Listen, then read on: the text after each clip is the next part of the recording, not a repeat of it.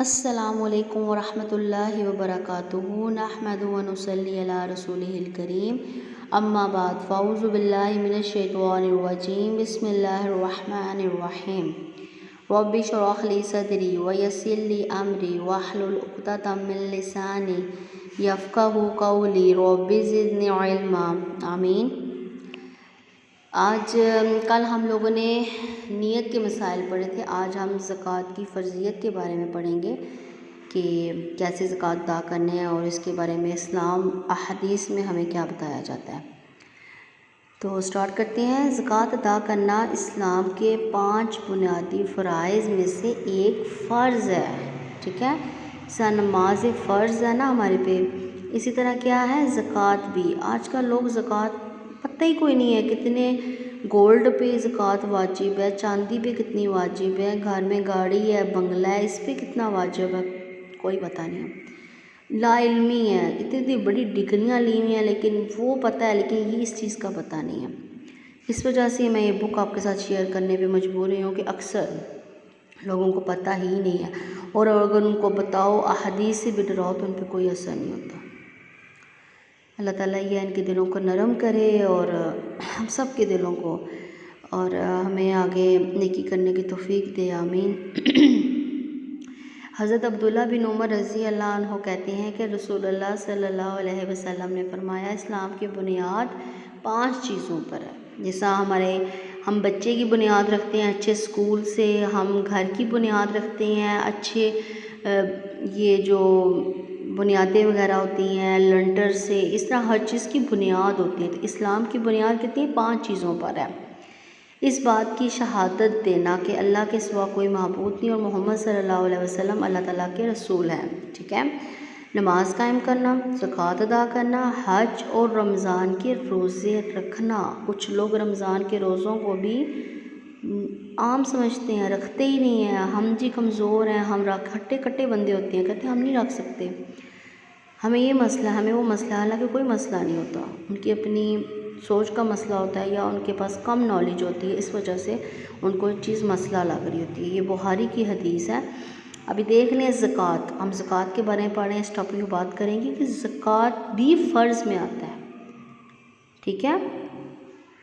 تو اس کے بارے میں آپ لوگوں نے کرنا ہے کہ ہمارے پاس کتنا گولڈ ہے، کتنی چاندی۔ آگے انشاءاللہ میں آپ کو سٹیپ بائی سٹیپ آگے لے کے جا رہی ہوں۔ ایک دم سے نہیں میں نے شروع کر دی اتنا ہے تو آپ نے اتنا دینا ہے، تو اتنا ہے تو یہ کرنا ہے، نہیں۔ پہلے آپ اس کے بارے میں سوچ لیں، سمجھ لیں، سمجھ لیں، پڑھ لیں کہ اس میں یہ زکوٰۃ کس پیمانے پہ ہے، اسلام میں ہمیں کس جو بنیاد پر جو زکوٰۃ کو جو ادا کرنی ہے ہم نے، اس میں احادیث ہمیں کیا کہتی ہیں۔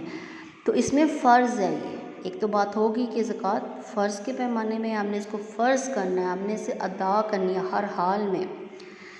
اور زکوٰۃ ادا کرنے کے عہد پر رسول اللہ صلی اللہ علیہ وسلم نے بیعت لی، ٹھیک ہے۔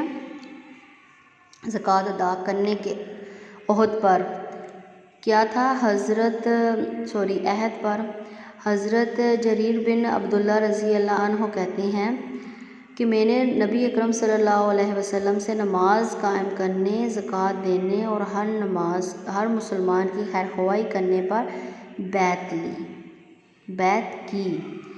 کیا نماز قائم کرنے، زکوٰۃ دینے اور ہر مسلمان کی خیر خواہی کرنے پر بیعت کی۔ بیعت وہی ہے جو آج کل اکثر لوگ بزرگوں کے ہاتھ پر ہاتھ ایسے رکھ کے کہتے ہیں میں آج سے آپ کا بیعت ہوا، تو یہ وہ بیعت کی بات ہو رہی ہے کہ اس پہ نبی اکرم نے بھی ان تینوں چیزوں کی لی تھی، نماز کی، زکوٰۃ کی اور مسلمانوں کی خیر خواہی، خدمت خلق، ٹھیک ہے۔ اس پر یہ بھی بخاری سے حدیث ثابت ہے۔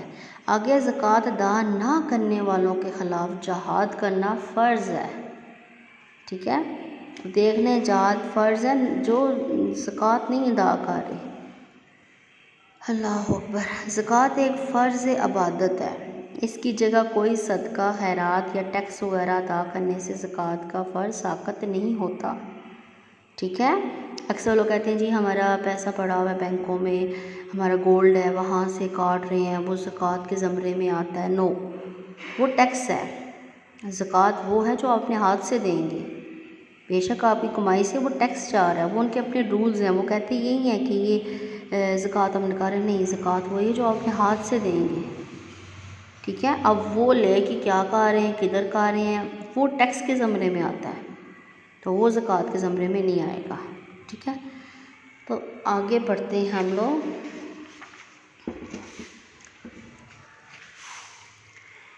حضرت ابو ہریرہ رضی اللہ عنہ فرماتے ہیں کہ جب رسول اللہ صلی اللہ علیہ وسلم کی وفات ہوئی اور حضرت ابو بکر رضی اللہ عنہ خلیفہ ہوئے تو عرب کے کچھ لوگ کافر ہو گئے۔ حضرت عمر رضی اللہ عنہ نے کہا کہ آپ لوگوں سے کیوں کر جہاد کریں گے، حالانکہ رسول اللہ صلی اللہ علیہ وسلم نے فرمایا مجھے لوگوں سے اس وقت تک لڑنے کا حکم ہے جب تک وہ لا الہ الا اللہ نہ کہیں، مطلب کلمہ شہادت نہ پڑھیں۔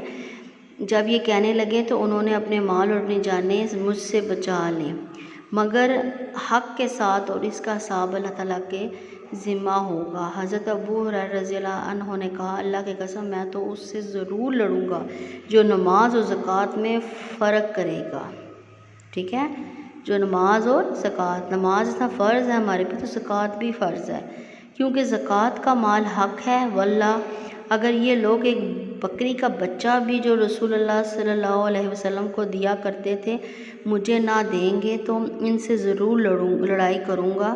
حضرت عمر رضی اللہ عنہ نے فرمایا واللہ اللہ تعالیٰ نے ابو بکر رضی اللہ عنہ کا سینہ کھول دیا تھا اور میں جان گیا کہ حق یہی ہے۔ اسے بخاری نے روایت ہے، جو ہے نا اوتھینٹک حدیثیں وہ مسلم اور بخاری کی ہیں۔ اس کے بعد ابن ماجہ کی، ابن داؤد کی، احمد کی، ان سب کی نا۔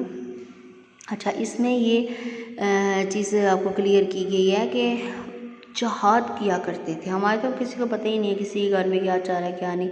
ہاں، جو ہمارے علماء کرام ہیں، قاری حضرات ہیں، وہ بھی جہاد کرتے ہیں جن کو اس چیز کا نالج ہے۔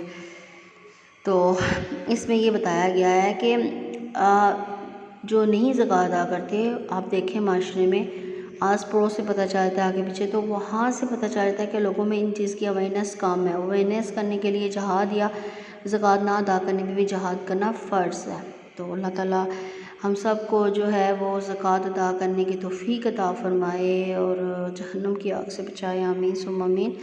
السلام علیکم ورحمۃ اللہ وبرکاتہ۔